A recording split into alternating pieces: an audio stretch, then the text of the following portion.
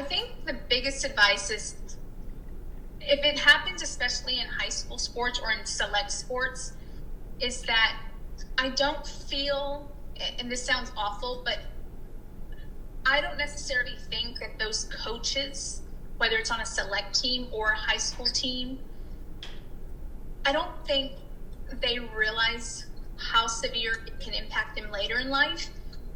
I think it's also about, we need our best players on the sport, on the team, on the field. And I don't think necessarily that they're thinking what's best overall for your child, for that player. I think they should absolutely get a second opinion or go to their pediatrician or a concussion center that can help them, because they don't have a reason to keep your child on the field.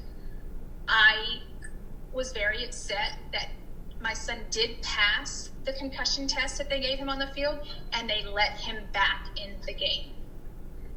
And I know that there's nothing I could have done to stop that, because he was adamant about going back in the game.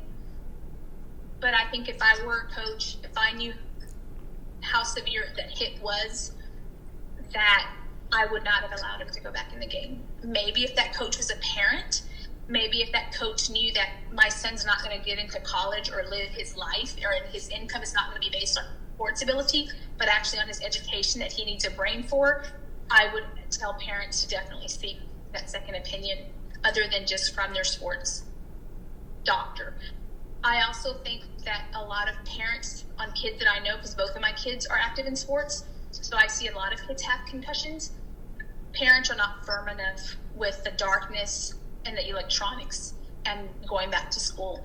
They send their kids right back into it. They allow them to be on their phone, and I think that's huge. I think as parents, we need to be firm and educate our kids on what not to do and not letting them versus allowing them to have their way.